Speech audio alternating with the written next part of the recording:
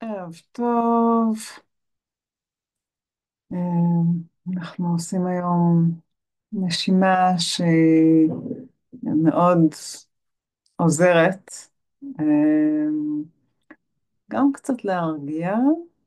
אני זוכרת את סבא שלי עושה את הנשימות האלה כשהיה קשה לו להירדם, אבל היא גם מאוד עוזרת בחורף כשמצוננים ורוצים שהאוויר ייכנס בצורה אה, יותר מסוננת.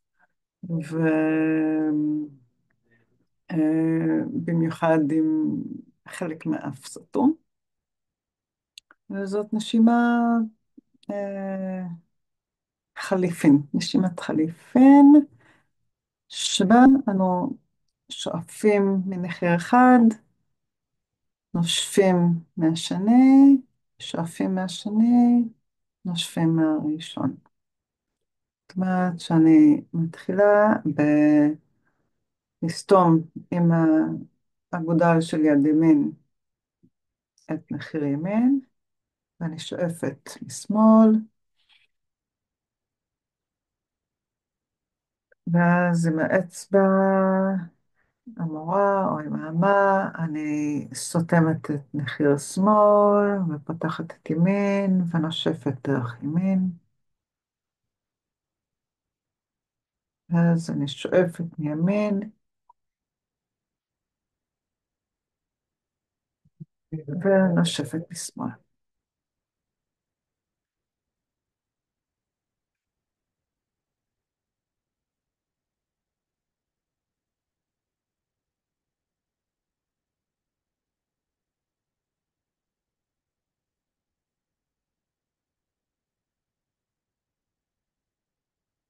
תמיד מסיימת באותו צד שבו התחלתי כדי שתהיה סימטריה.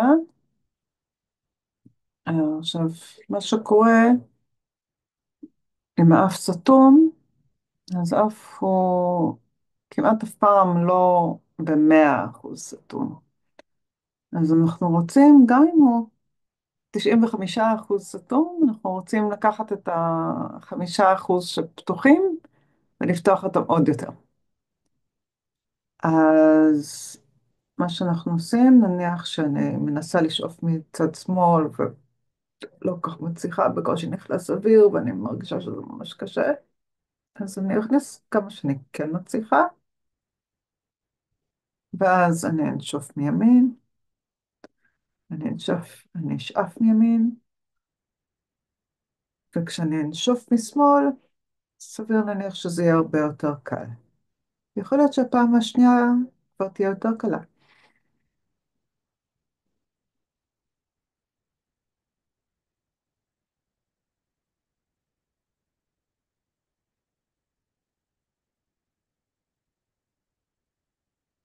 אבל אם עדיין אני מרגישה שזה מאוד קשה ברמה כזאת שאני מרגישה שאני לא מצליחה לנשום וזה קשה לי, אז אני אעזר או בנחיר השני, או בפה, אבל כמו דרך קשית, כמו ככה ולא בפה ממש פתוח, ותוך כדי אני אדמיין את האוויר נכנס ואחר כך יוצא דרך הנחיר שהיה סתום. כך שאני עדיין יכולה כל פעם לסתום, לחסום נחיר אחד ולהיעזר בפה. ותשימו לב שגם אם אני עושה את זה בכלל בלי היד,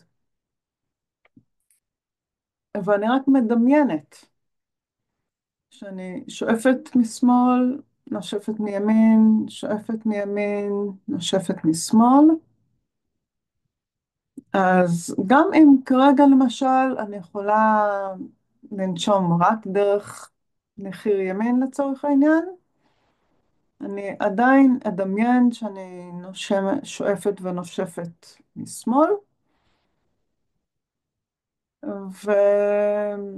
ותשימו לב שלאט לאט גם מחיר שמאל קצת ייפתח. יכול להיות, אם אני מנוזלת, אני לשמחתי כרגע לא, אבל אם כן, יכול להיות שתוך כדי יעלה צורך יותר לקנח את האף, וזה בסדר, זה מתנקה, רק לא לעשות את זה בכוח, לעשות את זה בעדינות.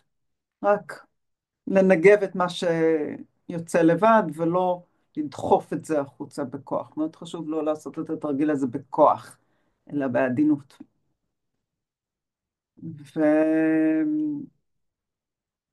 והרבה פעמים מה שקורה זה כשעושים את זה, אפילו רק בעזרת הדמיון, אז הנחיר שהיה סתום כבר נפתח. ויש לזה איזושהי סיבה פיזיולוגית, והיא שהרבה פעמים כשאנחנו מדמיינים איזושהי תנועה, התנועה כבר מתחילה לקרות בתוך השרירים. המוח משדר לאותם שרירים שמעורבים בעניין, לפעול גם אם הפעולה הזאת לא נראית לעין, או לא מורגשת באופן מודע. אמ, ואז מה שקורה זה שאם אני מדמיינת שאני שואפת או נושפת רק דרך נחיר אחד, או אפילו דרך שני הנחיריים, עם שניהם סתומים באותו רגע ברמה שאני חייבת לנשום גם דרך הפה, מה שקורה זה שהשרירים האלה, וגם קצת פה, מתחילים להיפתח. ואז לאט לאט, גם אם יש בפנים משהו שחוסם, אה, נזלת שהתייבשה שם, אז זה ייפתח, הסחוסים פה ייפתחו מספיק בשביל שקצת אוויר יוכל לחדור, אז עוד קצת. ואז תראו שאפשר לנשום הרבה יותר בקלות. עכשיו, אם רוצים לשכלל את זה עוד קצת, אז אפשר גם לעשות את זה עם איזשהו מקצב. אני שואפת 1, 2, 3, 4, מחזיקה 2, 3, 4, נושפת 2, 3, 4, מחזיקה ברק 2, 3, 4, שואפת מימין, מחזיקה, נושפת משמאל, מחזיקה ברק, שוב שואפת משמאל, מחזיקה ברק, נושפת מימין,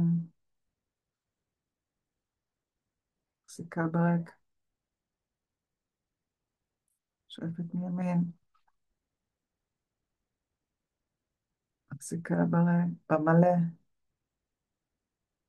נושפת משמאל, מחזיקה קצת ברק. וחוזרת לנשימה רגילה, ופתאום הנשימה הרגילה הרבה יותר פתוחה ממה שהיא הייתה קודם.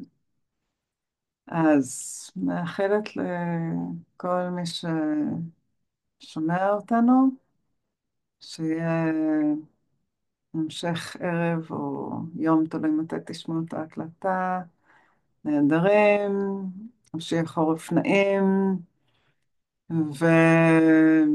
ושלא תזדקקו. שתמיד הנשימה תהיה פתוחה.